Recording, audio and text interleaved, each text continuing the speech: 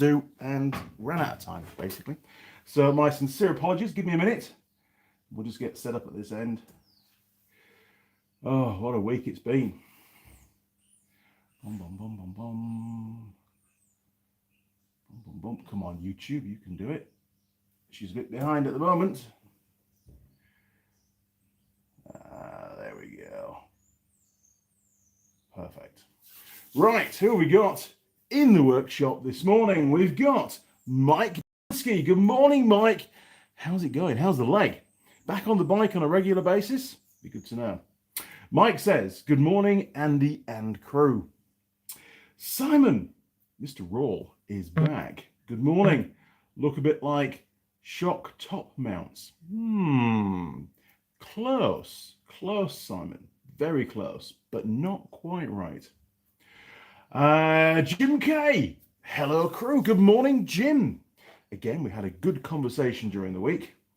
Actually, in the workshop, up at head office. Much to my boss's amazement. Yes, thanks, Jim.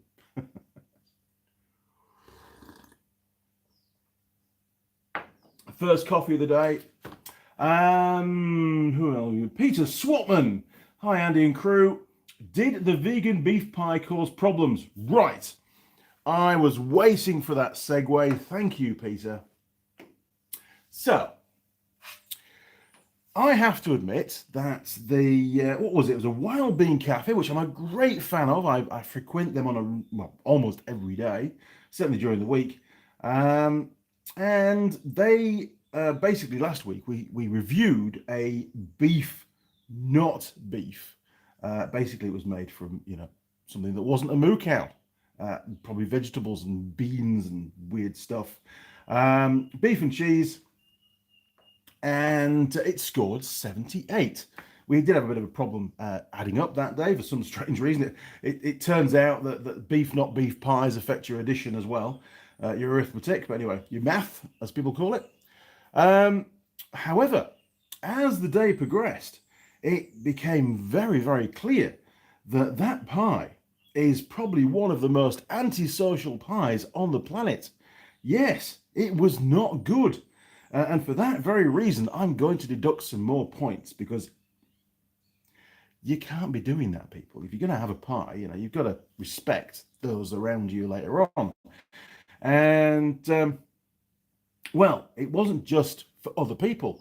I'm going to deduct 10 points for the massively antisocial level of that pie. And I'm talking about, secondary effect aromas. I'm sure you know exactly what I'm on about. And I'm also going to deduct another 10 points because of the way it made me feel. Now, this might have been psychological because I'd eaten something that was completely against my personal opinion of food, and likes and dislikes. But also, people couldn't use the bathroom for a while. Even though it had an extractor fan, it was just too smelly. So it's going to plummet down to 58, not 78. So we're going to cross that out. It's actually quite a mess, this thing. So I'm going to put 58 on there. So let's go and see where the beef, not beef pie ended up. And I can tell you now, people, I will never, ever have another one of those pies. Right. Turn you around. 3, 2, 1. Boom. Now, I've never had to do this to a pie score before, but I believe after what happened last Sunday, I am completely justified. There, look, at the bottom. Doesn't even deserve to be on the list, to be perfectly honest. Bugger. Right, what have we got pie-wise for this Sunday? Well, locally purchased, Bake Shack, established 1999, steak, egg, and bacon pie. Let's take a quick look. Because don't forget, Mrs. Mechanic tells me off for not getting onto the pie sooner. So, hey, we're on. Jeez, just fell down the gap. For those that don't know, the floor in this workshop is at 2 different levels because it was concreted at different times, way before my time, to be honest. So it's not ideal. Right, here we go. There is the pie packaging. Very, very basic. A 3-year-old on the Adobe Photoshop could easily knock that up in about, I don't know, 4 minutes. of work, and you wouldn't need to pay them anything because they're a child, which is fantastic. Right, there we go. Look, this is the pie. Hopefully it's going to focus for you. There's the lid. Not looking too bad. However, we can see, a deliberate score across the lid. Now, we know from experience that through thermal expansion could lead to a massive crack, a valley in the lid, which is going to affect structural integrity. So this is a gamble. They've done that, I don't know, maybe to allow the pie to breathe a bit while it's warming up. But to the expense of structural integrity. It's a Sunday morning. There we go. Look. Right, quick whiz round. Boom, boom, boom, boom, boom. It feels incredibly soft as the pie, and it almost feels not even cooked. It's, I don't know. Was it in the pie warmer for less than a minute? I don't know. Anyway, let's go and slap it in our pie warmer and get this thing cooked properly, and then we can give it a score. Here we go. Right, turning around, 3, 2, 1, boom. Dugga, dugga, dugga, dugga, dugga, dugga, dugga. We've got a few things to look at today, actually. Should be good. Okay. Stick it in the pie warmer. Give it some minutes. They always get, because I still haven't cleaned it. Look at the state of that glass. Honestly, it's pretty rough, isn't it? That is nasty. Yeah, but luckily the pie doesn't touch it, so it should be fine. Okay. Back to the comments for a second. Turn you around. There we go, look. Okay. Now, I haven't even had a cigarette yet this morning, so join me for a cigarette, why don't you? Oh, man. Busy, busy week. Very busy week.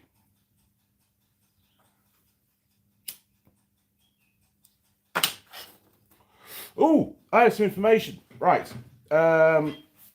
You're not allowed to Google this. That would be cheating. I know you will Google it anyway, because I can't tell if you Google it, but, July the 7th. It's an internationally renowned, famous day for something. Putting it out to you guys, what is July the 7th? Not the 4th. We all know what the 4th is for. But what is the 7th of July internationally renowned for? My question to you, fun fact of the day. Let's see who can find out first. Okay, back to the questions, comments and things.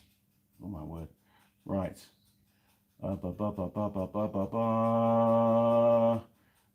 Oh, Jim K. Happy Father's Day, Andy. Are we related, Jim?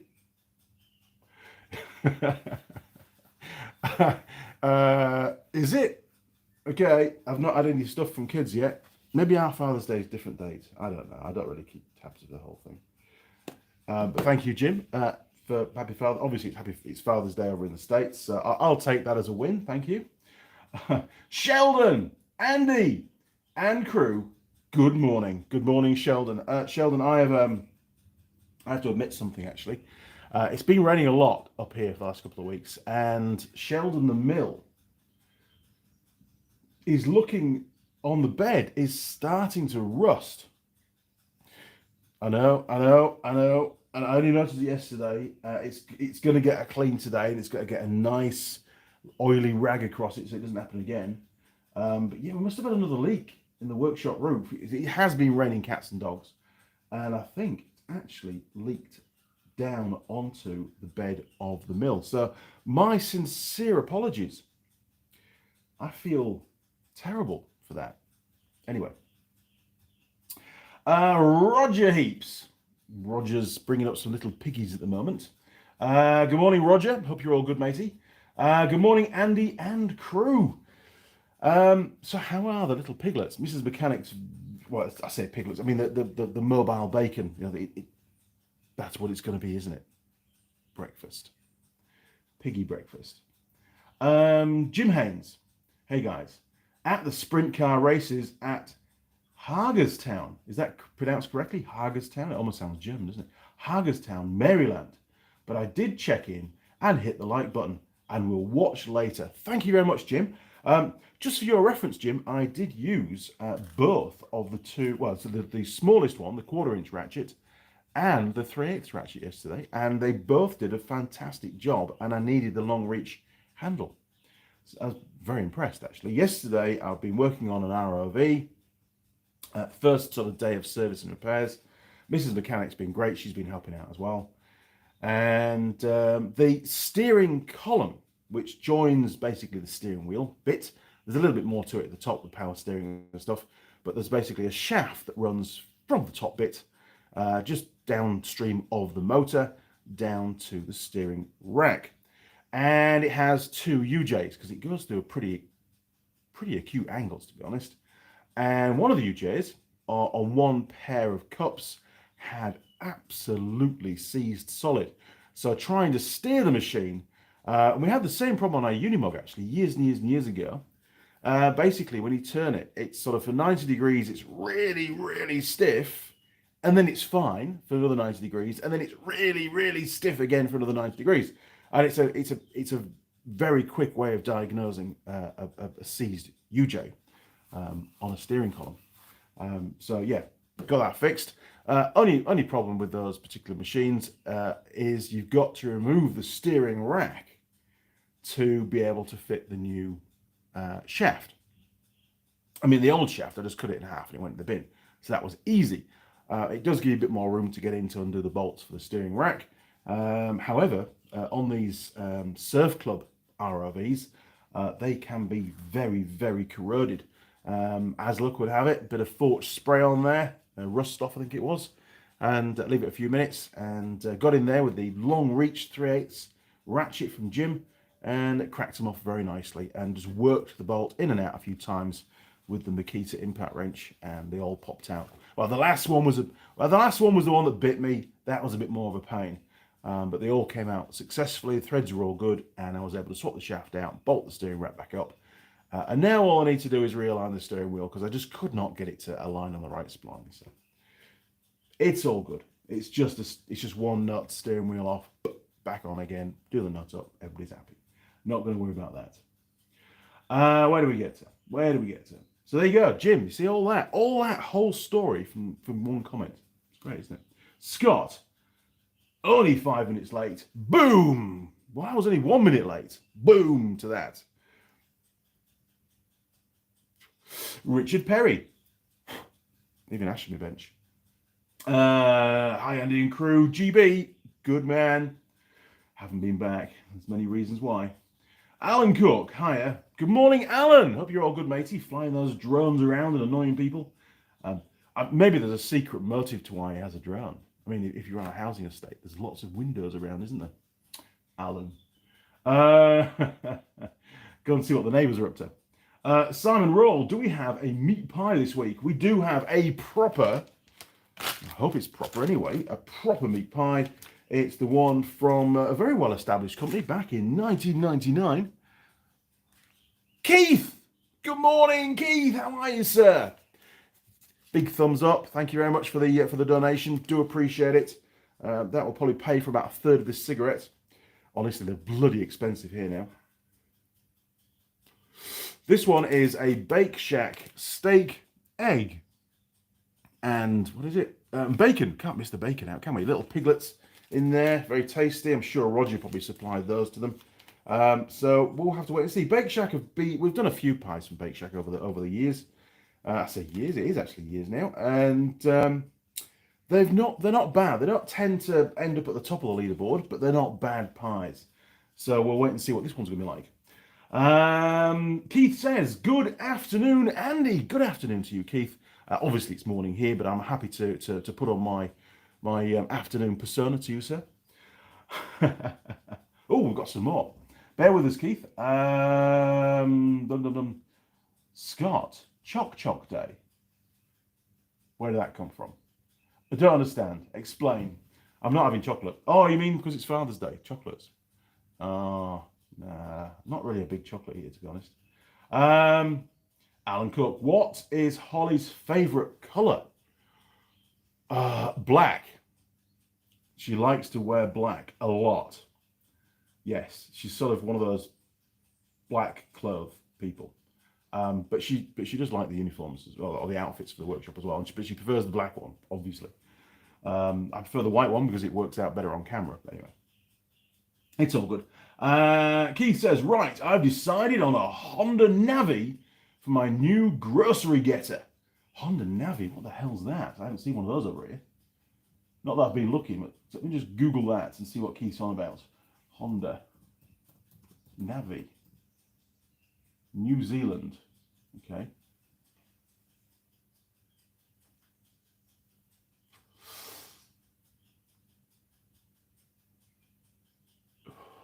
Bear with me. Oh, nice.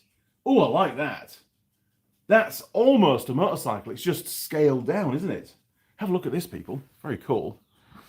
Dum dum dum, turn around. Boom. Look at that. What a machine. Is it going to zoom in? It might zoom in if I do that. Hang on, bear with me. Boom, boom. Ultimate motorcycling. Honda Navi. Yes. What a piece of kit. That will be phenomenal for wheelies because it's two-seater. So it's got the pillion pegs.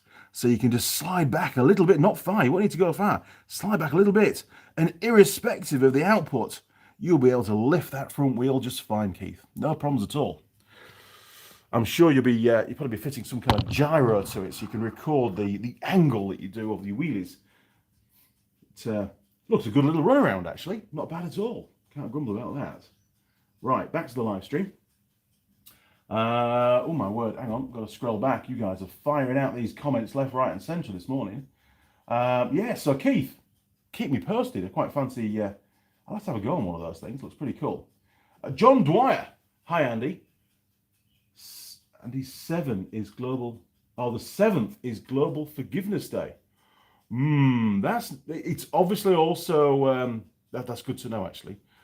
It's also well recognized internationally for something else. So I'll leave that in abeyance. We'll give you another couple of minutes to have a think. Roger, 7 wiener piglets going well. 7. 5 more ready to be weaned. Then another 8 that have a few more weeks with mum. That's a lot of bacon. Scott, 7th. Oh, 7th. Choc.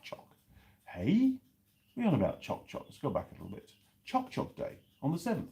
Well, if it is, I've not heard of that one, but it's known for something else.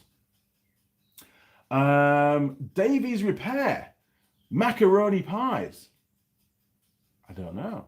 Is the 7th known for macaroni pies? I haven't heard that. But no, that's not what we're after. There's still something else. I'm a bit disappointed you guys don't know, to be fair. I didn't bring the ashtray. Sorry. I'll have to just go over there. Simon. XCP Rust Protector is awesome stuff. Not a sponsor. I think I have used that. I don't think I've got any around at the moment, but I think I've used it a long time ago. I'll give it a try next time again. Alan Cook. Well, I got a black drone for her. Holy moly, Alan. Good job, mate. She'll like that. Scott. Keith won't fit on that, lol. I better give it a go. Keith, for the cheap price and cheap parts with 160 kilometers per tank. Yeah, I must admit, fuel range and running cost of fuel now is definitely something that's very much on people's minds. I mean, I still have no inclination whatsoever to even consider any form of electric vehicle at the moment. But, spending less money on fuel now. And I mean, Auckland hit this week $3.20 per litre for diesel. I know we're going to go down the rabbit hole now of fuel prices around the world again. I did see on Facebook, which I know is not a particularly good place to get stats from, and it could well be wrong, but somebody posted the oil price per barrel, and on the graph it was just a 45-degree line. If you take the mean average, because obviously it goes up and down every day, take the mean average, it was literally a 45-degree angle just going up. Honestly, unbelievable. $3.20 per litre. Now, don't forget as well, in Auckland, the government has allowed a reduction in the tax for that area, for the city. So for it to be at $3.20, if they remove that reduction in tax, it will be another, I think, 25 cents, be $3.45, which is just ludicrous. Well, it's already ludicrous. It's just out of this world, isn't it? It's dumb.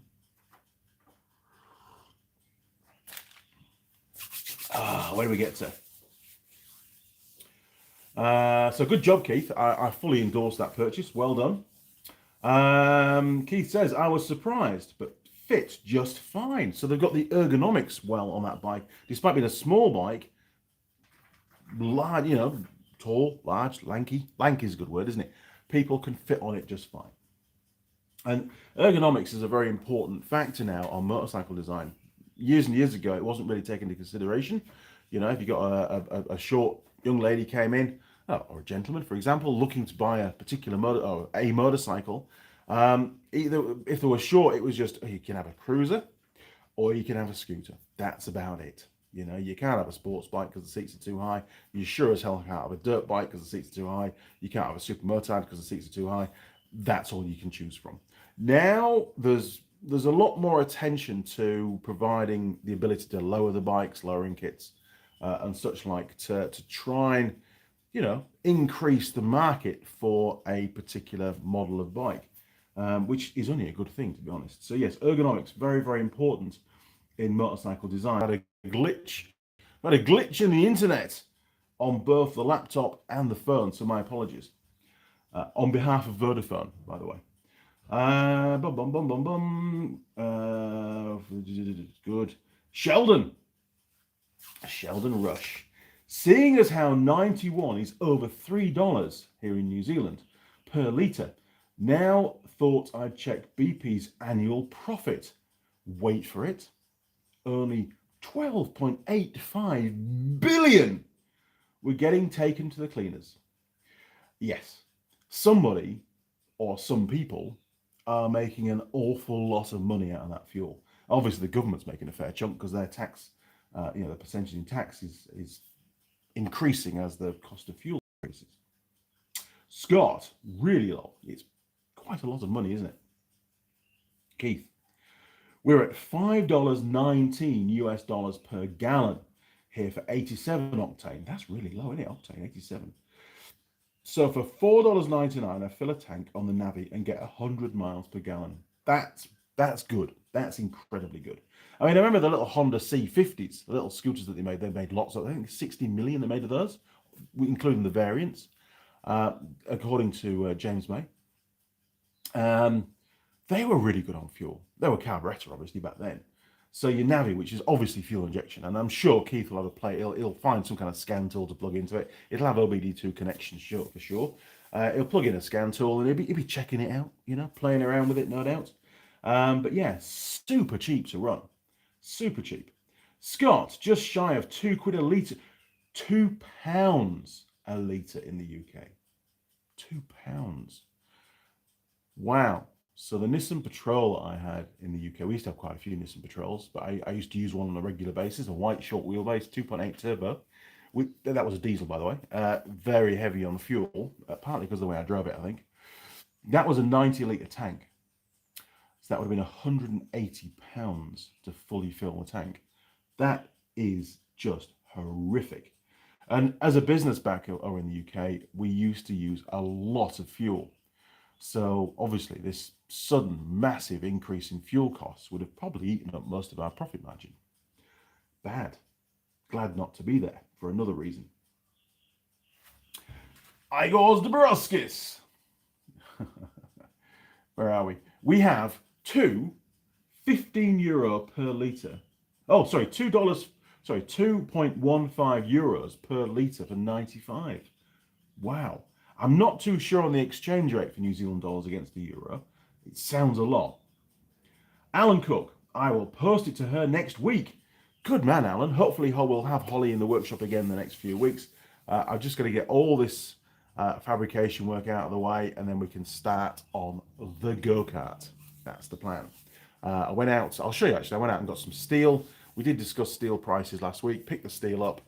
It doesn't look very much for how much I paid. So I will show you actually in the flesh the metal that I purchased and how much it cost. Ridiculous. Richard Perry, £1.97 by me, Andy. Wow. Per litre. That's just madness, isn't it? Keith, lanky is me. There you go. It's a good Yorkshire phrase, is that lanky, a lanky lad. So Keith is a lanky lad.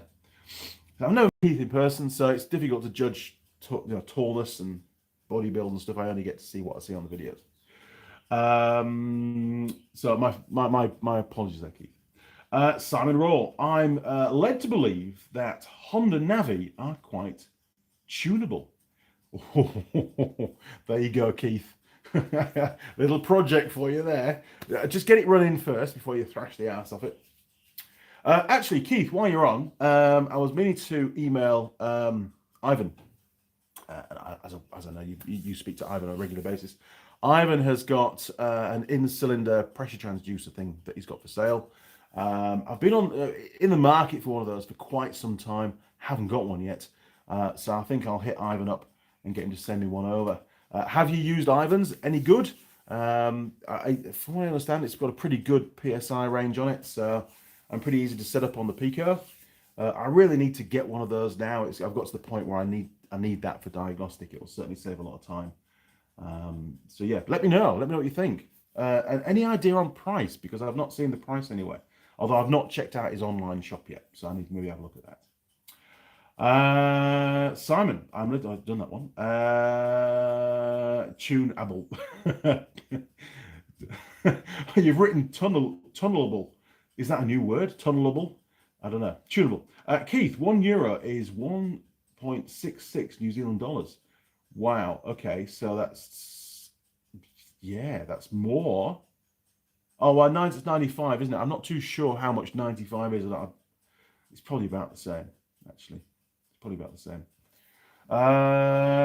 Keith, I'll make the call for you now. Yes, it's a great transducer. Superb. Thank you, Keith. Appreciate that. It'd be good to know how much it is so I can start to save up some of my children's inheritance and spend it on something else. Simon, that's why I got a little 1.2 Honda Jazz, 45.8 miles per gallon around town. Should be an advert for them, shouldn't we?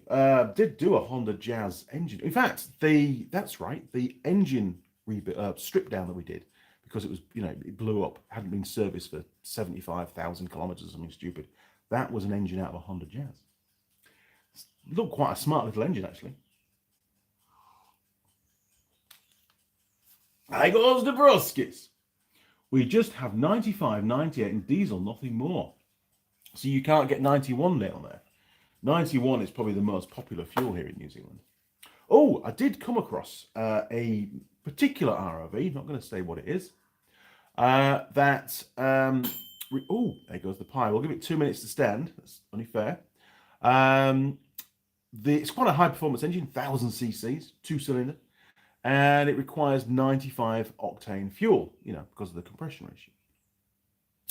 And for some unknown reason, and I'm still investigating as to why, it had a sticker next to the fuel cap saying 91 octane fuel, which, as we all know, is incorrect and would potentially cause engine damage, because they don't have knock sensors, cause engine damage as a result, should the user decide to, abide by the sticker and not read the owner's manual that clearly says 95 minimum octane.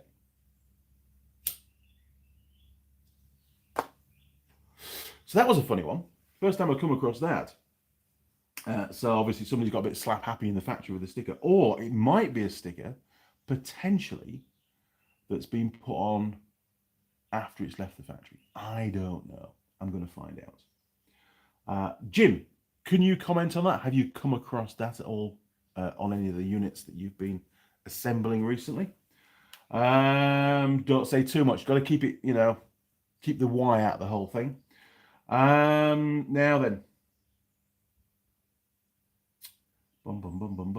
Scott, get Ivan online for some bonus footage. He'll be in bed now, probably. And I don't have Ivan's phone number. I only have his email address. We have spoken a few times in the past, but not recently. Although I do still thoroughly enjoy his videos. I often watch his videos when I'm away on the road at the pub, waiting for my tea to turn up. Top bloke. I still can't work a camera very well, but, fantastic content, brilliant.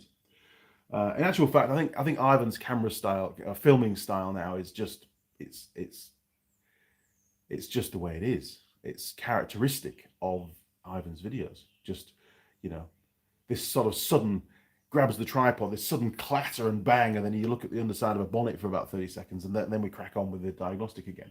And it's just the way it is. This is only positive. I'm not criticizing at all, but it's just a very different way of filming. Ivan. I know, you don't have to edit so much, and I get bogged down with editing for so many hours. Maybe I'm trying to make up for poor content. I don't know. Who knows? Where do we get to? I've completely lost now. Scott, done that one. William Brody. Hi, Andy. From Outing, Minnesota, USA. Outing? Where's that? I don't know where that is. See if we can find Google Maps. Google. We'll have that. Bear with me, people. Google Maps. I don't have an icon for it, unfortunately. So we'll have that one. Boom. It's good to know where people are. Outing, Minnesota, US of A. Oh, there we go. Look. Where the hell is that in relation to everything else? Oof, there's a lot of... It's a big place, isn't it? America just goes on forever. I have to zoom out loads. Yeah, look, this is where he is. There. Outing, Minnesota, US of A. Good job. Obviously better internet than mine.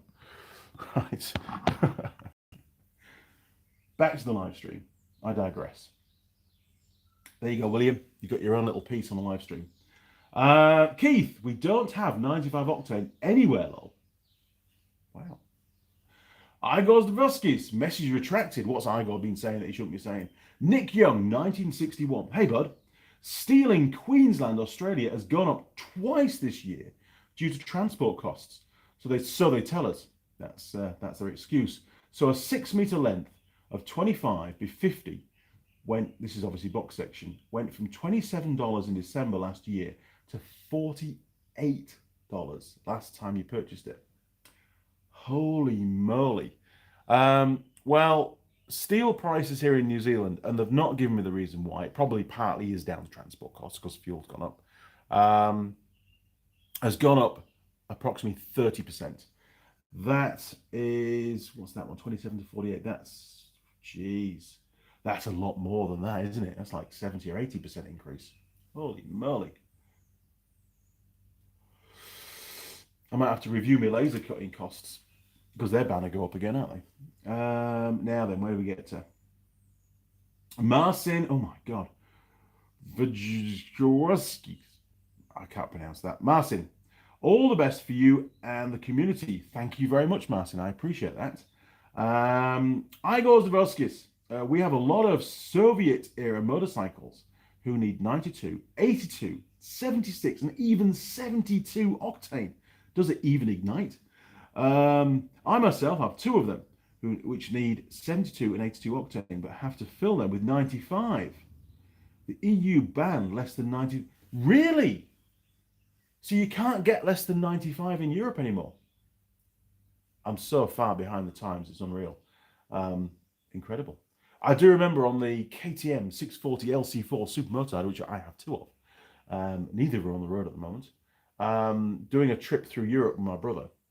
On those bikes, if we put 91 in, we had to disconnect a wire next to the CDI, basically.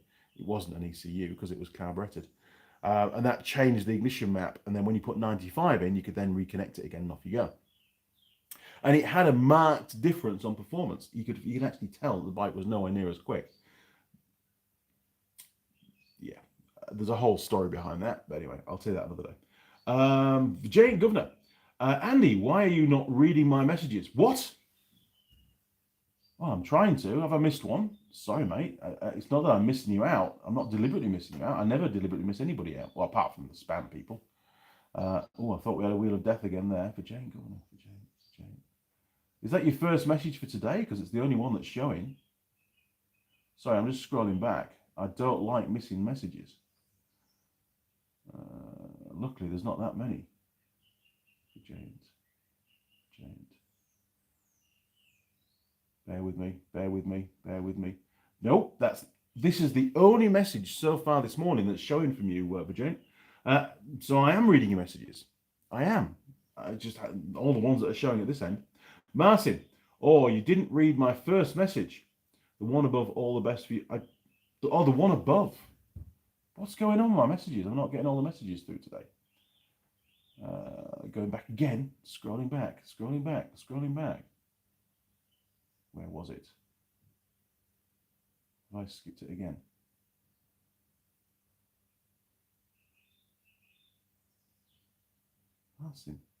Martin, there's obviously some messages that haven't come through. My apologies, people.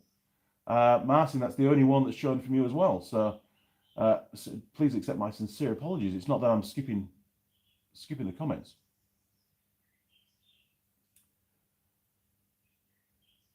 So send it again, Martin. Send it again. That's probably the easiest way.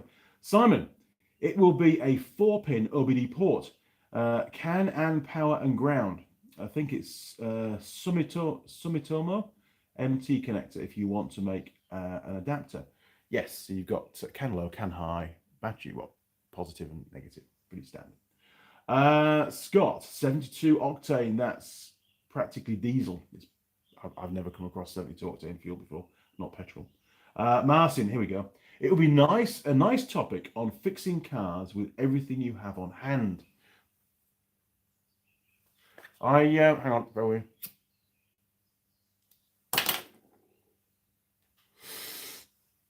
I do try to do that in my videos. I try not to use too many special tools. If I do, sometimes it's a tool that I've made rather than purchased. Although there are some videos where I do use a special tool, or something that most people wouldn't have, but sometimes it's maybe the only proper way of doing the job. But you're right. My underlying theme is I try to use tools, everyday tools to do jobs. Of course, I get ridiculed on the comments for not using the special tool, but obviously those viewers don't realize the aim of the video, that it's designed to be for the broader audience, the home mechanic, the guy that wants to fix his car at home, that doesn't have all the special tools. It just has a basic tool set. So I do try. Martin says, today I fixed my Saab 9-5, I think it's a 95, isn't it? Cooling system. Unfortunately, some spare parts are discontinued, or they will be now, but local Home Depot store came with help. A little bit of creativity and Saab is back on track. Excellent. Well done. Can't beat that. I think Mr. Pie's ready. It's ready ages ago, wasn't it? It was finished a cigarette. Harry Doug.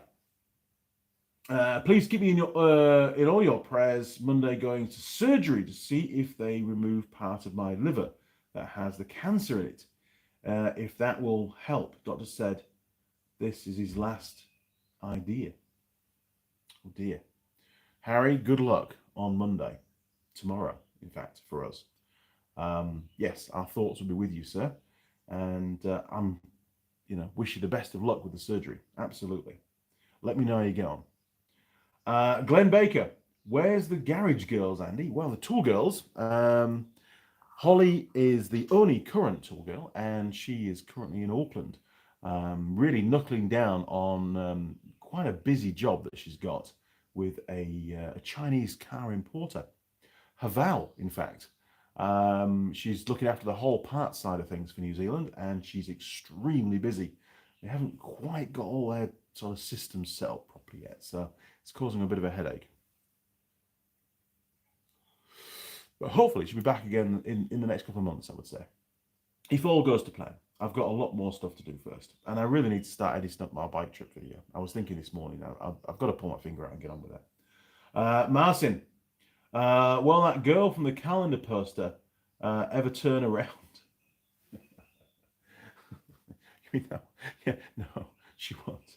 But don't worry, in a few days' time, it's going to be next month and we get a whole new calendar girl. Funny. Right, pie time. Here we go. Let's go and start the pie review. Right, turn you around. 3, 2, 1, boom. Oh, here we go. Here we go. Dum, dum, dum, dum, dum. How's it looking? Ooh, we've got a few thermal cracks going on. Look at this down the side there, look. Oh, the top's not too bad. Okay, it does still feel a bit soft. It's not as rigid as some of the pies we've had. Okay, to the bench. Bum, bum, bum, bum, bum. Pop it on top of my coffee for a second. How's that look? That's a rat. News on the rats, actually. We can talk about rats while I eat my pie. Turn you around. I'm not sure if I covered this last week. No, I don't think I did. Pretty sure I didn't, actually. We were clearing out. It was a bit of a on and off kind of rainy day. We were going to do the fence, finish the fence off, but it was too wet for that. So we decided to clear out my shed. I have a little metal shed just next door to the workshop. And when you open the doors, it was just full to the brim. So we had a go at clearing that out. And Mrs. Mechanic went up to the doors to open it up. And then she ran away saying, I'm not going anywhere near that shed. There's a dead rat. And sure enough, on the ground, in the grass, was a very old dead rat. There was really not much very left of him at all. So I got the shovel and cleared that one out of the way, and she was a bit happier. And then I went into the shed and started pulling loads of stuff out and found another one. This time preserved, but only about 3 millimeters thick, completely flat packed, and almost like cardboard.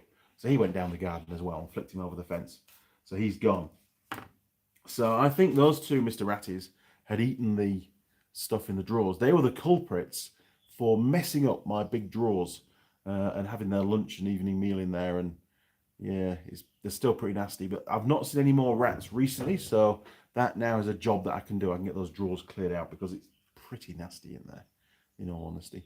I'm not looking for, I keep putting it off. I'm not looking forward to it at all.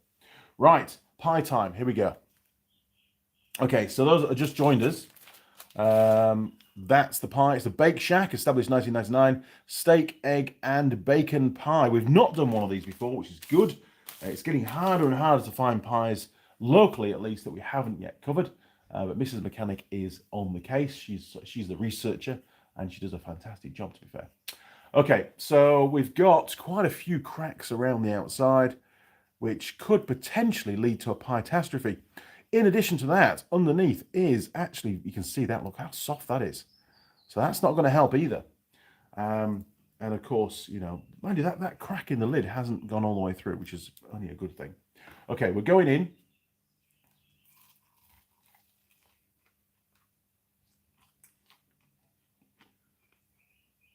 Wow.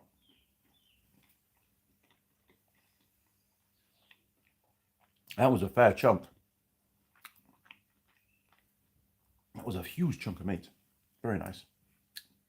It's still pretty hot, which is good because it's going to cool down pretty quick. It's quite cold here today.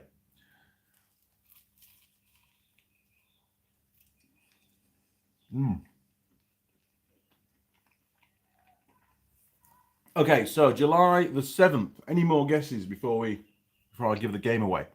You can have 1 more minute to tell me. I'm surprised nobody's Googled it. What is July the 7th famous for? One of the things it's famous for, not the things that have already been mentioned on the comments. Okay. So, steak, egg, and bacon. Definitely taste the steak. Definitely taste the egg. And there is a tinge of bacon. We're not talking huge bacon slices in here. It's just little fragments of bacon. That's usually how they do it. Which, it's not great, is it? But I suppose there is some bacon. Better than nothing.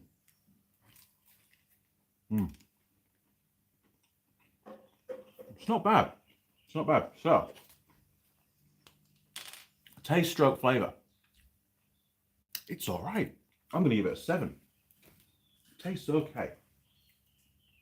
Structure fully part as well.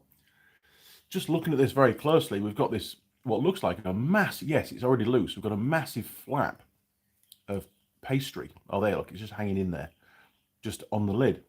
That would no doubt separate and end up between your seat, between your legs, on your car seat, and then, you know, proceed to fragment into a million pieces. So that flaky pastry on the top, which is quite different to the side pastry for the main casing, is definitely detrimental for this pie being one that you could eat whilst driving. Not that I would endorse that. I've always got to say that. I don't eat pies whilst driving. Hand on heart, would never do that. I prefer to focus on the driving. Way too much going on. Normally I'm towing a trailer and stuff and I need to concentrate. But I do know that some people do here in New Zealand do eat pies whilst driving.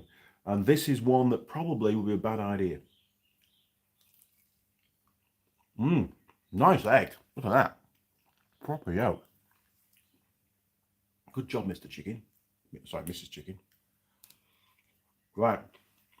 So, we'll leave the structure folded partners for a little bit longer because, well, we're almost halfway through. I'm actually quite hungry today. Runnability test.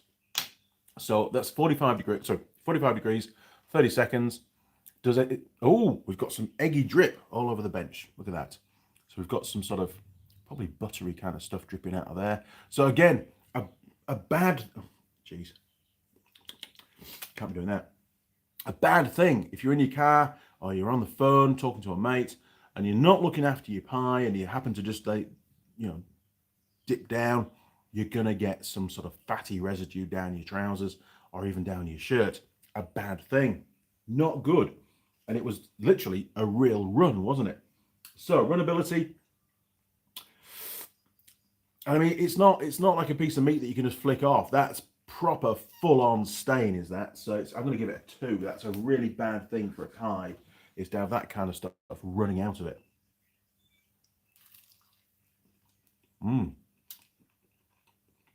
Nice egg. Okay, meat quality. Well, we've got a nice chunk of meat down there. Got a nice big chunk of meat here. And the first bite was a huge chunk of meat. So I think that it tastes pretty good. So meat quality, it's going to score pretty high. You know, it's not these little tiny fragments of sort of slithers or little, almost like mince, you know, little tiny pieces. It's proper chunks of steak, and it does taste pretty good. So I'm going to give it an 8, which is a pretty high score actually for that. I've tasted better, don't get me wrong, so we can't go for the full 10.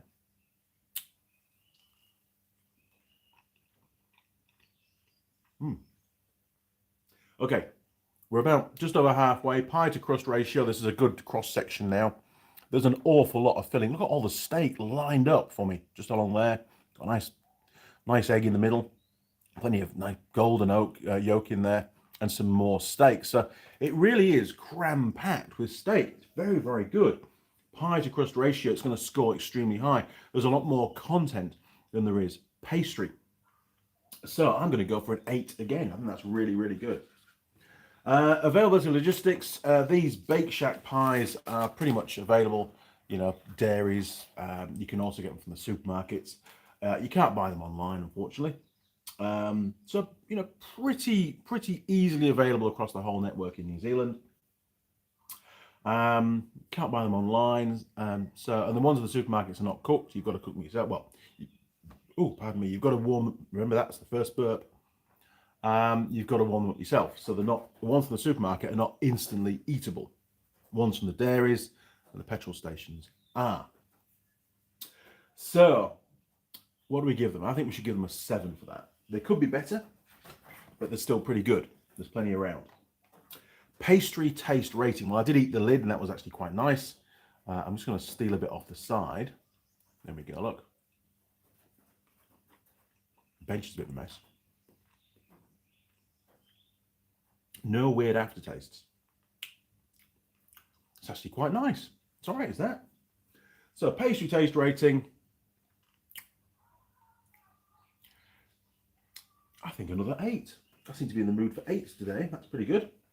Packaging design. Well, it is just a paper bag. Does it have the plastic inside? It does not. It's just paper. So the design, pretty simple. There is a lot of information on the back, which is helpful, especially, you know, if you want to know what's inside it and stuff. And they say, why does this pie taste so awesome? Because it's been made the old-fashioned way, using the freshest natural ingredients. We hope you enjoy eating it as much as we enjoyed making it for you. And I am. And it's got the recyclable side, so we'll come to that bit shortly. So yes, packaging design, basic. It doesn't have a window. You can't see the pie. And I mean, to be fair, this pie looked pretty anemic, didn't it, at the start? There was no sort of browning of the pastry or anything like that, so it's like almost white.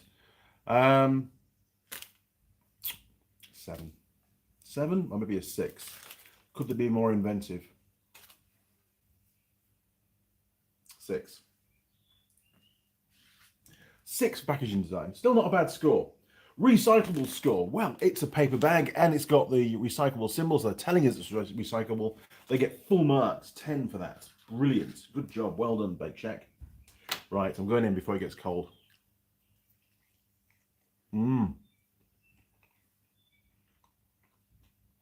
That's really good. The pie's thermal retention's still pretty good too. You can see, if I stop talking, you can maybe just see a few wisps of steam coming out. There you go, look, it's still pretty warm. It's doing all right. And it was in the pie warmer for quite some time after the bell went ping as well. Post pie heartburn, too early for that one. Stuffability score, a bit too early for that as well. Let's go back to structure for Foley partners. The bench, well, it's not too bad. There's a bit of pastry on there. I'll show you my bench. Here you go. Look. So we've got the splodges of greasy stuff that fell out. That's really, really bad. So we got some. Oh, sorry, YouTube people. So we got only a 2 for that one, but we do also have a bit of the pastry, but not horrific. We've had a lot worse. Turn you around again. 3, 2, 1. Boom. Had a lot worse. So, structure Foley partners. Considering all the cracks in the pie, it's actually done pretty well, to be perfectly honest. I'm going to give it a 6. It could be better. It could be better for sure.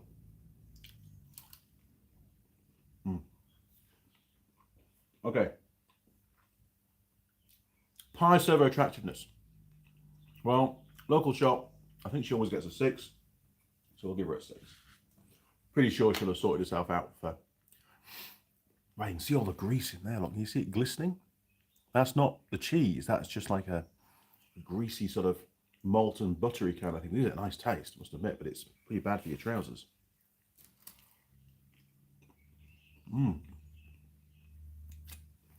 More egg.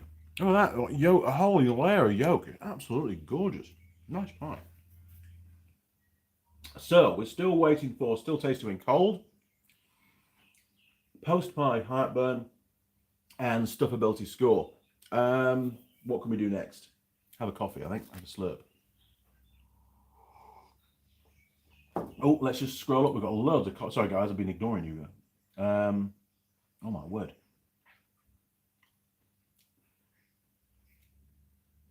Keep going. There we go. Right. Marcin, what's inside the pie? Is it sweet? No, it's a savoury pie. So you've got steak, egg, and a bit of cheese as well. Sorry, bacon. Steak, egg, and bacon. No cheese in there. Steak, egg, and bacon. So yeah, it's a bit disconcerting what all that, if you can see it or not. Just above the egg, there's like a layer of, maybe you can't see it, but it's like sort of yellowy, translucent kind of stuff. Don't know what it is. Okay. Nick, I was wondering when, or if you can do a pie review comparing any improvements from word of mouth around New Zealand, as I'm sure your Saturday pie ventures must be fairly well known. I don't know, they're not that well known, to be honest. Obviously regular viewers do know that we do pie reviews now. Have any of the pie producers improved their pies as a result of me doing a pie review on them? Not to my knowledge. None of the pie producers have ever contacted me as a result of their pie being featured on a live stream. So I can't really comment on that. Have I seen an improvement on the pies that I eat from, for example, Wide Berlin Cafe, I get the steak, the gourmet steak and cheese. Has it got any better? No, it's about the same. I mean, every now and again you get one that's not great, but in the main, probably 95% of the time, they are exactly the same every single time. A bit like McDonald's stuff, you know, it's just quality control must be really good. Wow. Okay. We've got almost lost a bit of steak there. It sort of oozed out last second. So good pie management looking after that one.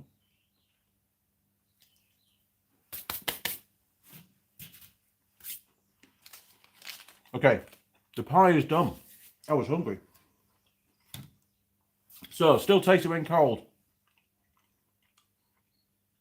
Well, let's just break it down to the contents. Steak, I have no problem at all eating cold steak. And this is after it's been heated in the pie warmer and then put in the glove box or something, you know. It's not cold before we've heated it up, because that would taste really weird because it's not fully cooked, really. It's got the bare minimum cooking. So eggs, cold eggs, and especially that sort of, whatever it is, like buttery kind of greasy stuff, that wouldn't taste nice cold, not at all. So in my opinion, it's not going to taste great cold. The egg content will see to that. But this is my own opinion. So I'm only going to give it a 3 for that. It's not a pie that I would particularly want to eat cold. It's certainly not a pie that I would leave in the glove box for a couple of days. That would be bad. Stuffability score. Am I stuffed? Yeah, I'm actually pretty... That was quite a nice breakfast, actually. It's pretty good. I don't feel overstuffed because I've got a lot of work to get done today, so I don't want to be eating too much because it does slow me down. So stuffability score, I'm going to give it an 8. That was actually a really pleasant, nice pie to have in the morning. Very different to what I would normally have. Normally I go for the steak and cheese, but, you know, chuck a nice egg in there. Pretty good. Bit of bacon. Didn't really come across many bits of bacon, to be fair. Post pie heartburn. We've only had one burp so far, so I'm going to score it 8 for now. It does feel a bit heavy on the chest, so there you go. Another one. So we're down to 7 now. Perfect. Okay. So have we got all the scores? We've got, here are the scores. We've got 1, 2, 3, 4, 5, 6, 7, 8, 9, 10, 11, 13 categories. Oh, damn, we're down to 6. Oh, dear, oh dear. Okay, so we've got all the categories scored. We now need to tally up the scores, and this is where you come in, because if anything, if last Sunday is anything to go by, my arithmetic is not particularly good these days. Right, here we go. Boom, boom, boom, boom, boom. Right, let's get rid of the stool. Okay, so we've got 7 and 6, that's 13, 15, 23, 31, 38, 46, 49, 55, 65, 71, 79, 85. Okay, I'm going to go with 85. If I'm wrong, let me know. Not a bad score. Okay, there we go. Look, 85. We've got one of our new pie strips. These were done by the lads at Sign Studio up in Auckland. Top blokes. I got 50 of these for 2 boxes of beer. Maybe I shouldn't have said that on the live stream. Turns out the owner of Sign Studio is a pie fanatic. He's a connoisseur of pies, and he's going to be sending me an email with a list of places in Auckland where he believes are the best places for pies. So top bloke. Okay, so we've got a, what is it? It's a Bake Shack.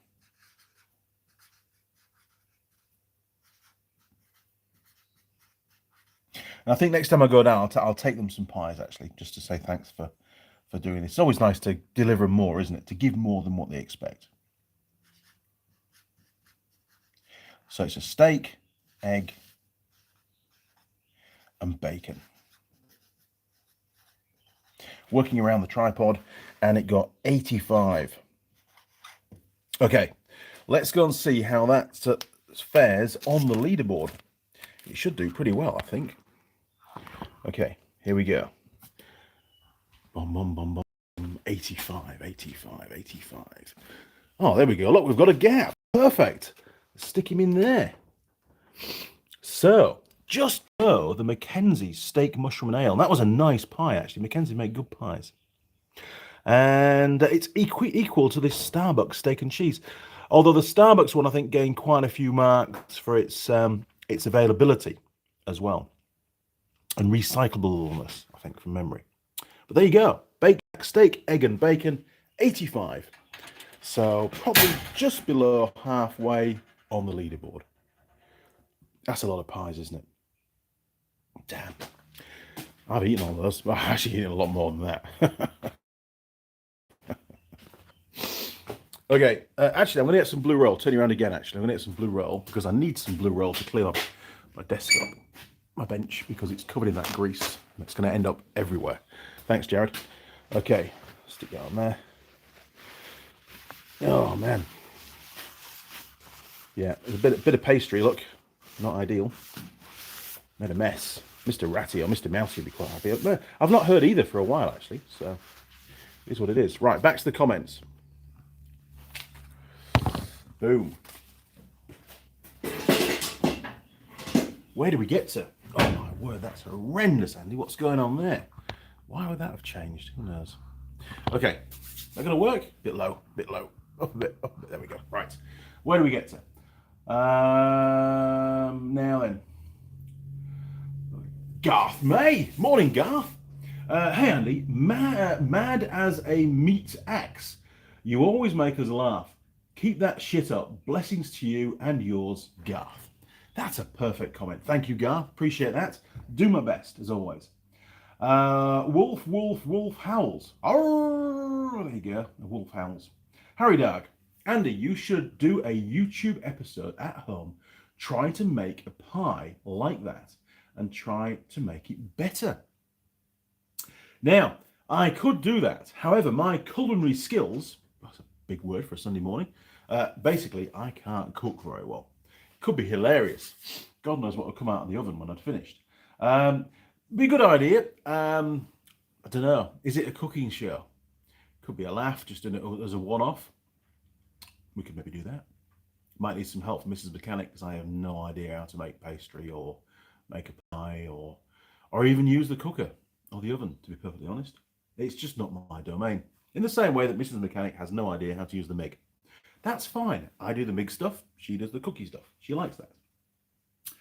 And that's not being sexist. It's just the routine that we've developed over the years. And I mean, don't forget, here's a spoiler alert. Been with Mrs. Mechanic since she was, well, first met her when she was 14. And been together since she's, I don't know, she's going to kill me now, but since she was 16, basically. Very, very, very long time. Very long time. She's going to go mental. Okay, where do we get to? Dwayne Duff. Good morning, mate, from Queensland, Australia. I'm living the dream with all these stages. With the stages of melanoma cancer. What? Okay, don't get that. Love watching our show. Thank you. Love your pie reviews. Yeah, thank you very much. I mean, pie reviews, it's very, very weird. I actually cannot remember how we got on to doing pie reviews. I think it was like a lockdown thing. I'm sure that's how it all started. You guys will remember. But yeah, we just kept it going. Kept the Sunday morning live streams going as the world is slowly recovering. Well, that's debatable. From the huge global event that occurred and the repercussions thereof. But we'll keep going. We're enjoying it. Purple Monkey, 1974, message retracted. What the hell? Nick Young, 1961, message retracted. Okay, Scott, is it Pie Day on the 7th? It isn't. It isn't. Simon, got to use the tools you have. A penny is good to jam gears when you need to undo a nut on a crank. That's nice to know. Nice soft metal. Not going to damage the hardened teeth. I was always taught to use a rag. Just get a rag and bunch it all up and stick it into mesh and away you go. But yeah, a penny would do just the same job. Actually, good job. Don't tell the Queen because it probably is going to get a bit munched up and she gets upset by that. Nick Young, 1961. July the 7th is the Roswell UFO crash. Really? Holy moly, I didn't know that. John Dwyer, International Kissing Day. If it is, I need to join in. Oh my word. Hang on.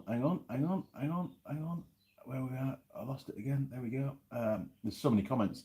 Marcin, in Poland, we have a very delicious pancakes.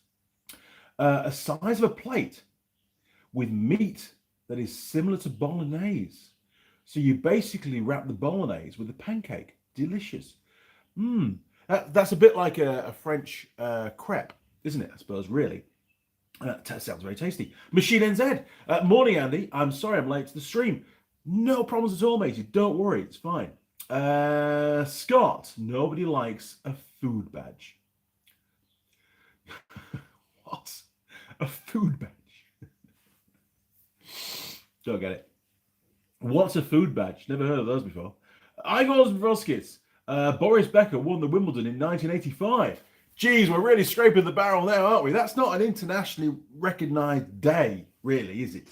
I mean, it's a day in history, but it's not really celebrated year on year on year. We're getting really close to the answer here, and you're all going to piss yourself when I tell you. Nick Young, 1961. Pie to crust ratio should be 10, mate.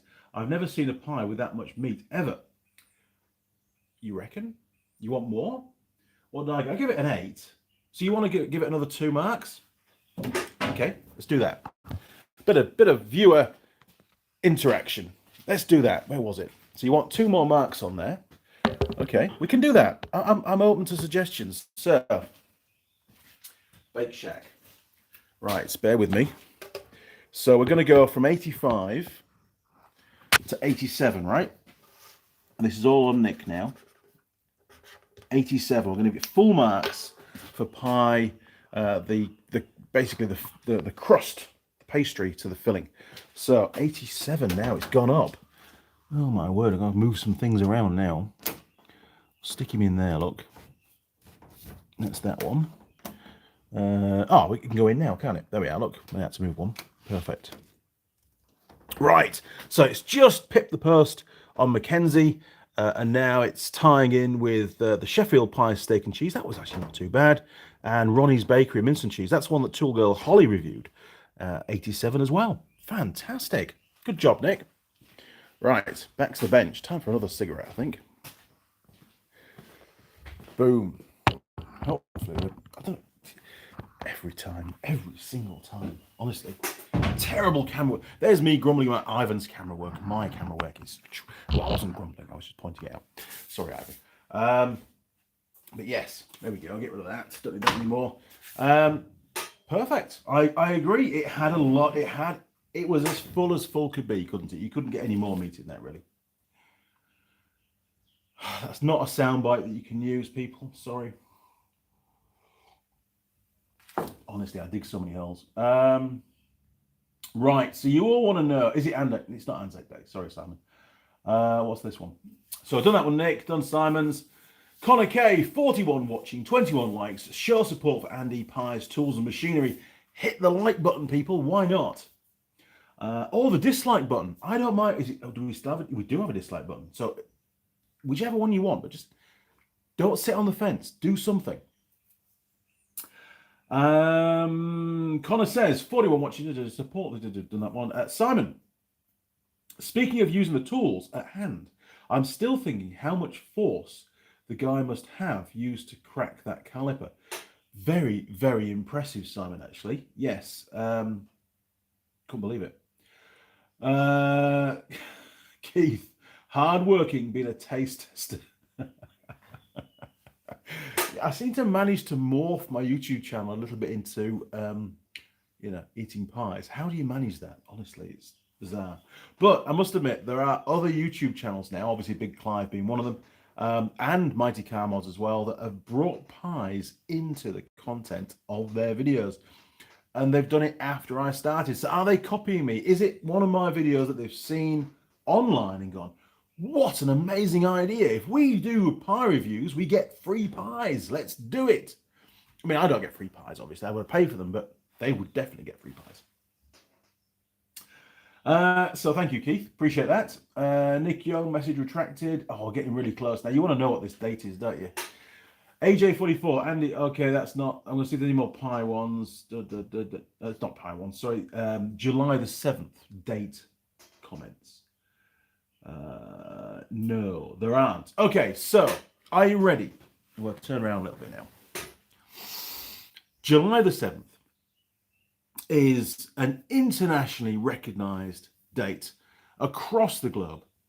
And it is, wait for it, drum roll, International Ponytail Day. There you go. Look, it's Ponytail Day. You can't go wrong. If you've got a ponytail, show it off on July the 7th and nobody can ridicule you for it. So there you go. You're never going to forget this now. July the 7th, if you haven't got a ponytail, get a ponytail, go out and show it. Make the most of it because it's the one day you can get away with it without getting some grief. I told some friends at work the other day, and their reaction when I flicked my head like that was just, I wish I'd filmed it. It was classic, absolutely classic. I had so much fun doing that bit. Anyway, here we go. Right, back to the comments. So tell me, have you ever heard of International Ponytail Day? Because I hadn't until a couple of days ago.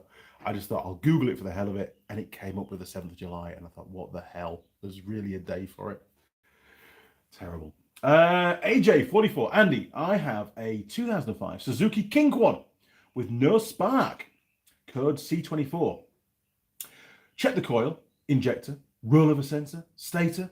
They're all in range, and there's continuity from the ECU plug to all the connections.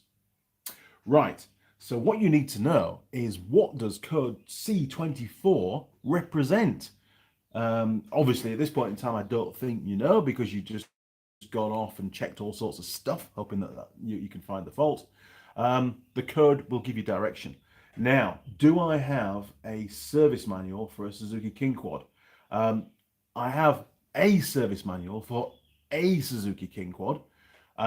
If you email me, AJ, I will put it up in the cloud and I'll send you a link.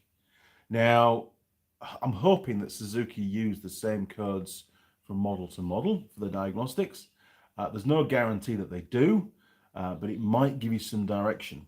If you can give me the full VIN number of your bike, or as much information about your bike as possible on the year, if there's a model code sticker somewhere on the bike, possibly, then I might be able to get the specific service manual for that bike, and that's going to help you enormously. So yeah, flick me an email through and I'll do what I can. I can't guarantee I'll get back to you because I might get diverted and forget about it, but just keep hounding me and I will get around to it. Mr. Hollywood, sounds expensive. Mr. Hollywood, good evening. Greetings from Finland. Where the Tool Girl Sam is? I don't know. I think she moved back north again to a place we call Whangarei, or Whangarei. It begins with a W. It's pronounced weird. Up to Whangarei. I don't know what she's doing anymore. No idea. Completely lost contact. The last video we made together would have been probably 4 years ago. Long time ago. Hope she's doing fine. Sam, if you're watching, we all wish you the best. Get in touch.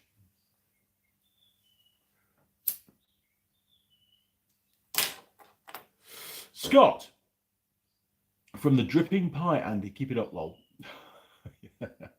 Oh, food badge. Okay. Well, I've tied it up now. It's not too bad. But yeah, it was, that was a disaster waiting to happen. Was that fatty residue drip? First time I've ever come across that on a pie.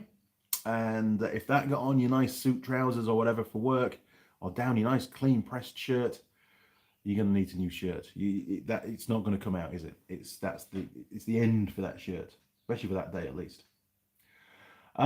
Food badge, got you. It's just clicked. It's just clicked. Simon, AJ load test. Could do. Nick Young, 1961. Awesome. Thank you, Simon. I love the look of this pie today. It almost made me want to go there just to have one after what I get in Harvey Bay QLD Queensland district, is it? Area. So not particularly good pies over there, Nick. Okay, copy that. I'll know to stay clear. Not that I've been to Australia for a long time. Simon, hit the like. Thank you, Simon. Hit the like, people. We've got 28 likes, 41 viewers, which is really cool. Got some big players on board today as well on this live stream. We've got Keith. We've got Kevin from Machine NZ. We've got Simon's here. We've got all sorts of people going on. So very, very impressed. And of course, Alan Cook with his drones as well. Now then, where do we get to? Nick Young, 91. 100% yes, they are copying you with Pie Adventures. Remember, people, it was me that brought it here first, onto YouTube. In an automotive environment, at least. AJ44, check the service manual, and it says the coil, but it checks to be good with ohms and resistance. It's not always the case.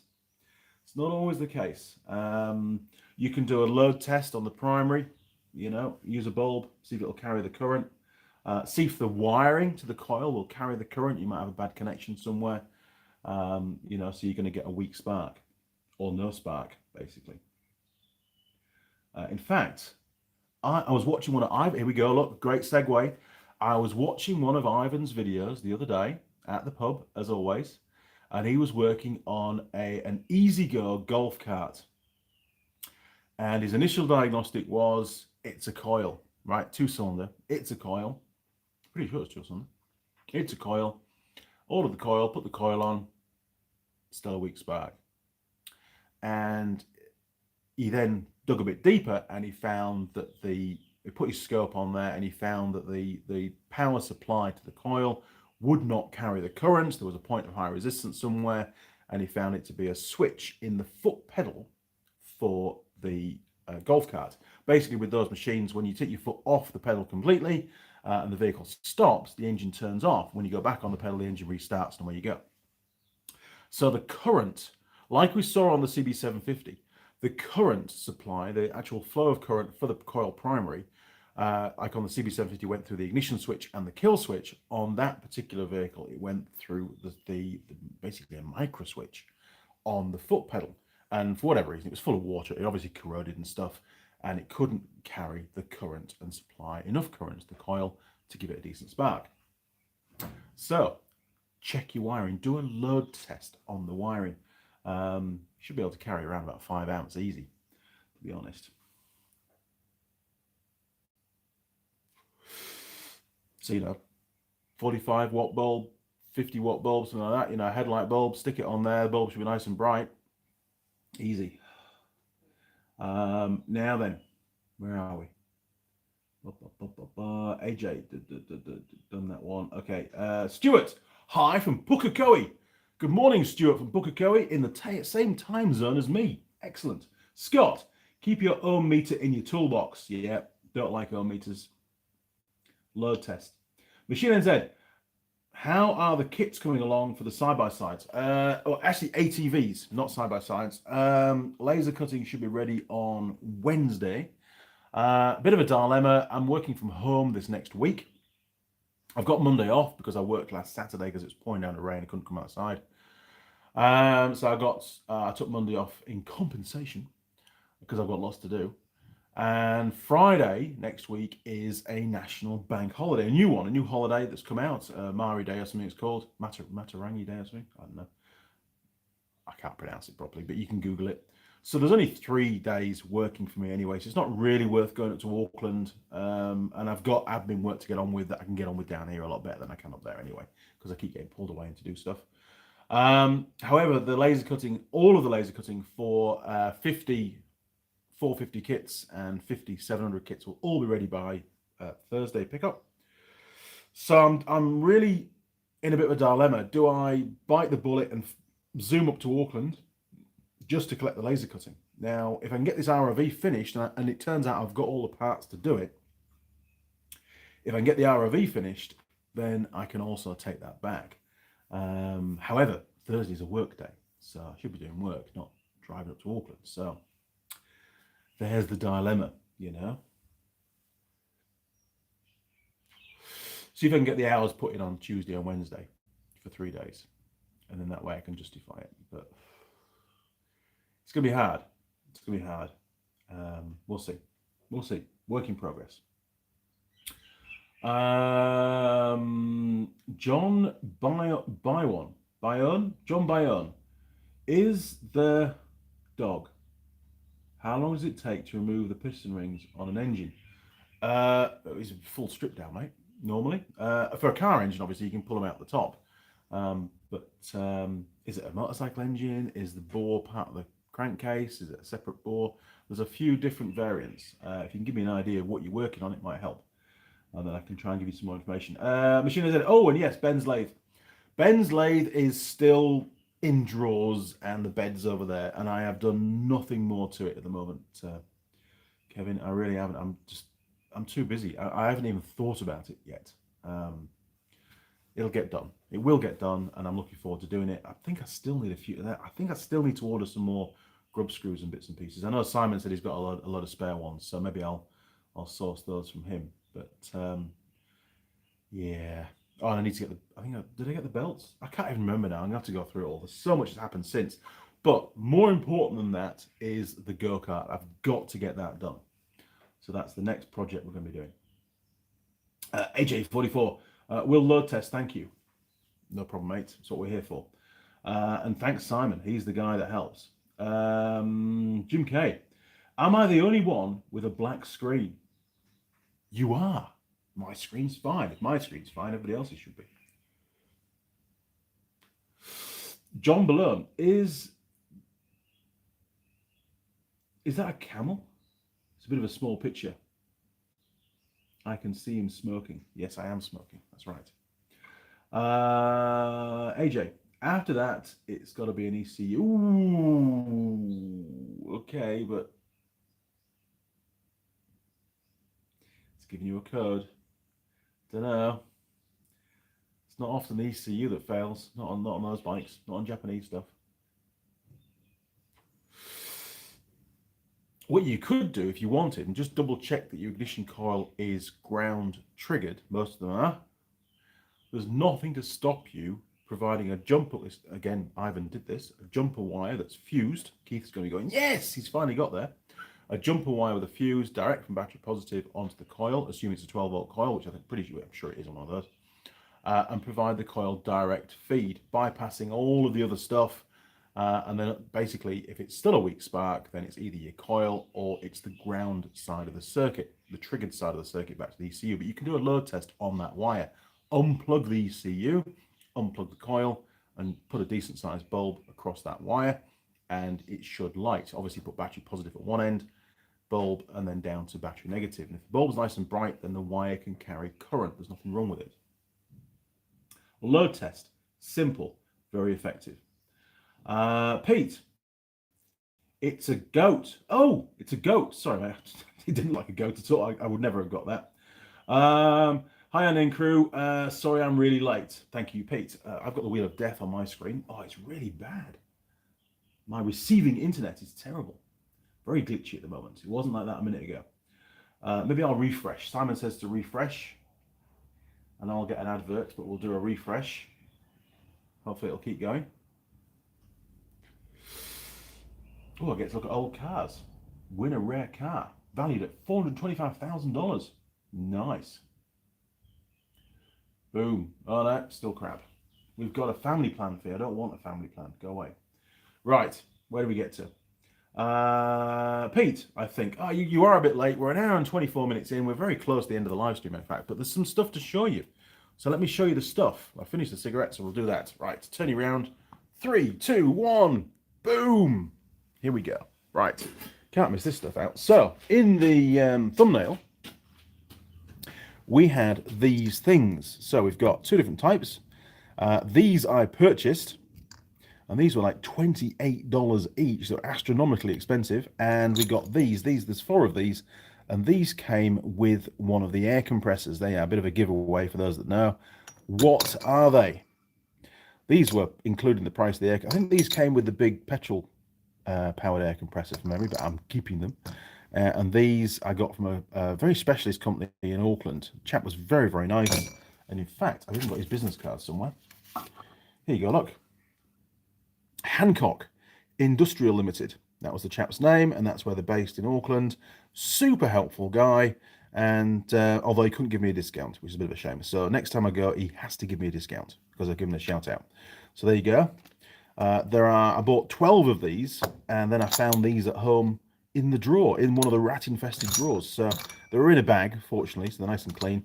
And there's 4 of these. So I might use these ones for the larger compressor, and then the 2 small compressors will get these, and I'll end up with 4 spare ones, which isn't a bad thing.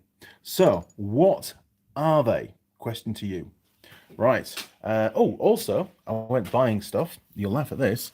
I bought a bandana-y type thing, so when I'm welding, I don't get sparks on my head because I'm pretty thin on my head anyway, as it is.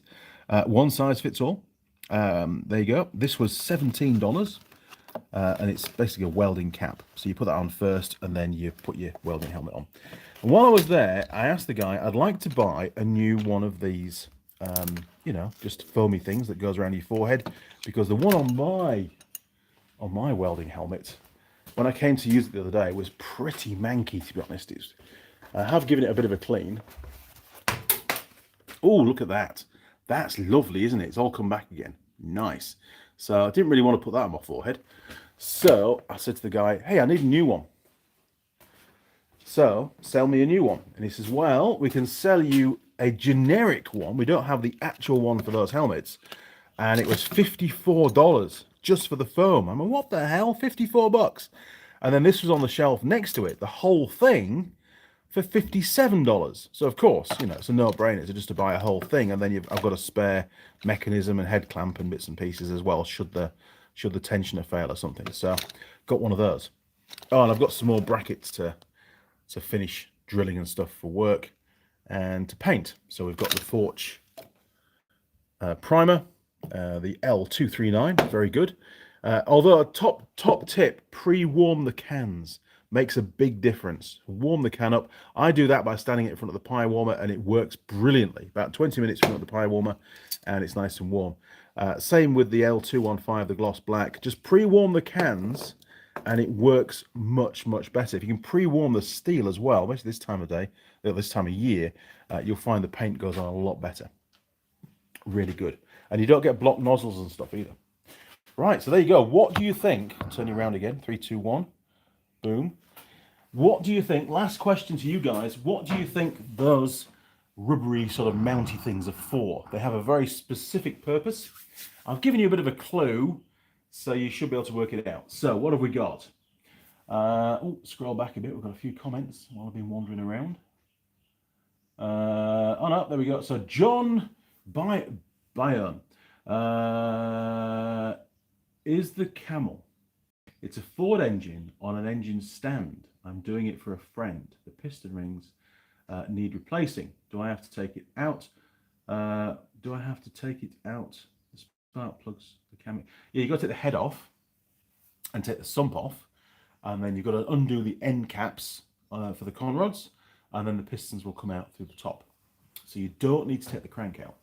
But when you're putting them back in, put some little bits of rubber tube over the threads, on the con rods.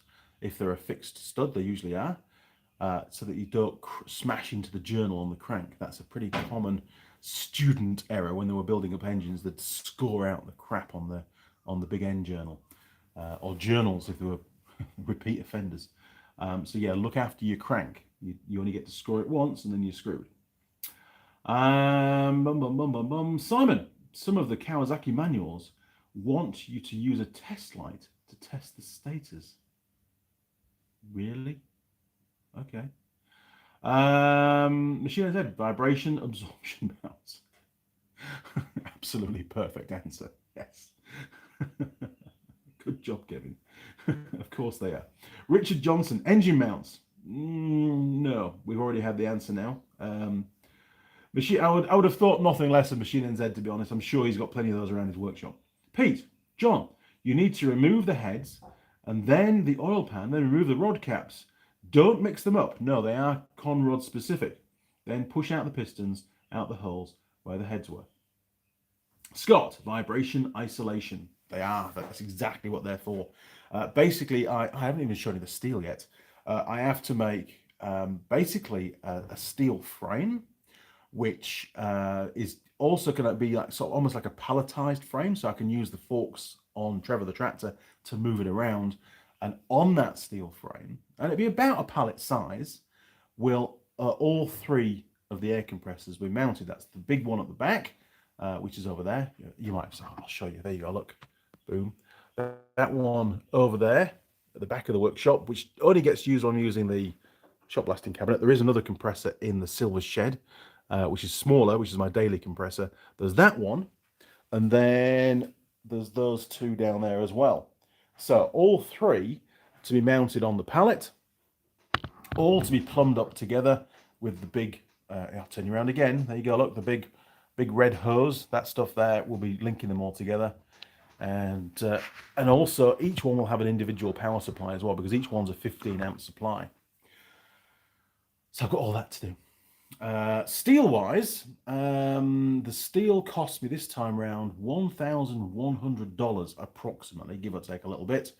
And for that extortionate amount of money, we got this, or these.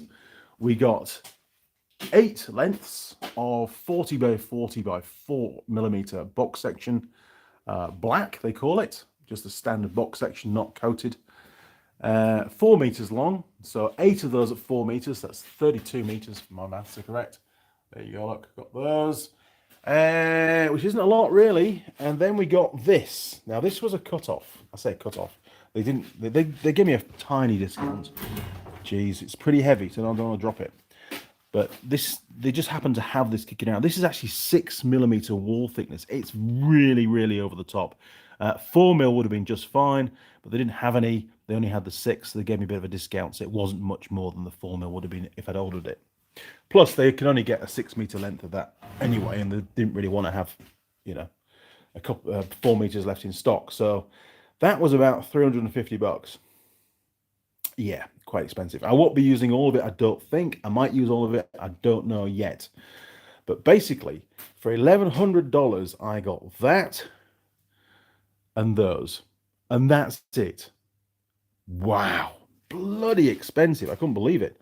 When I put the order in, I actually ordered 80 meters of box section.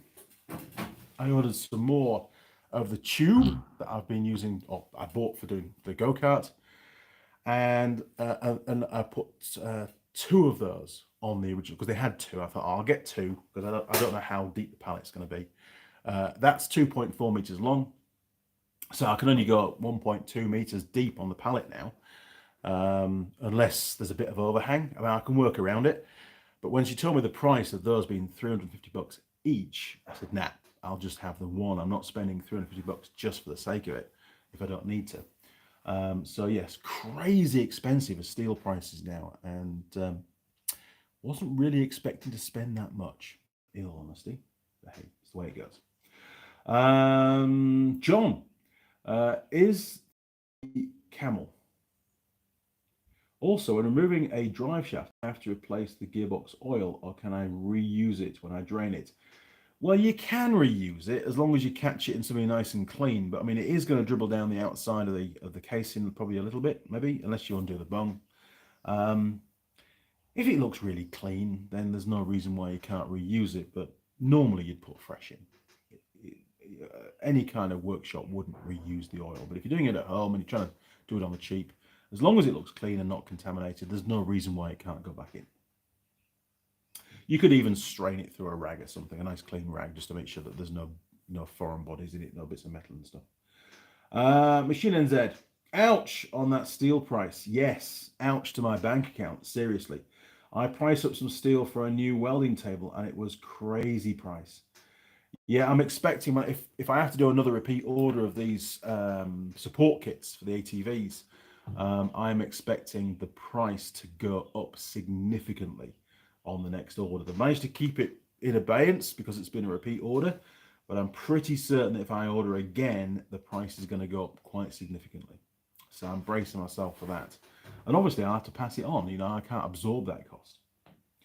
Probably just as cheap to buy a ready-made table from Machinery House.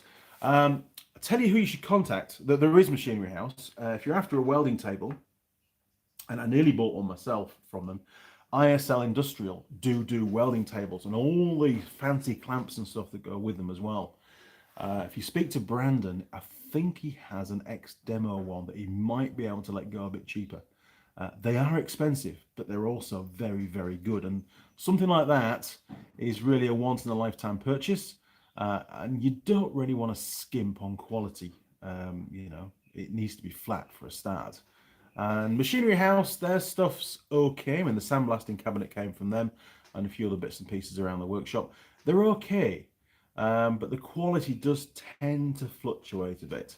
So maybe worthwhile ringing up ISL Industrial, speak to Brandon and see if he can do you a bit of a deal. If he's still got it, I don't know. I put in an offer, an interest. It wasn't even an offer, an interest probably about 18 months ago to purchase the ex-demo one with all the bits and pieces, and it was still just outside. I just couldn't justify spending that kind of money, in all honesty. Plus, I'm struggling in the workshop for somewhere to put it. I'm running out of room. I need to get rid of some bikes. No, I don't. I need to build another shed. That's what I need to do. I'm not selling bikes. So there you go. Right, I think we've covered everything. You've guessed the objects for today. The vibration mounts. Well done. And we've done a really quite a cool pie review. It was quite tasty. Still not hungry. It's good. And no more burps, so we don't need to review the score anymore. That is the final score. Okay, crew. Well, it's time for me now to crack on and get some work done. Thank you all for your comments. Really appreciate it. It's been great to have you all on board for this live stream. And I will see you again next Sunday, 8:30 a.m. New Zealand time.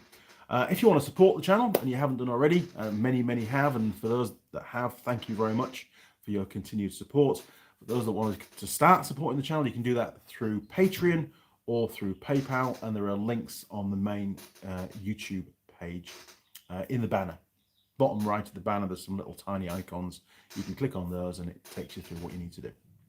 Okay, crew, thank you again. See you next Sunday. Cheers. Over and out.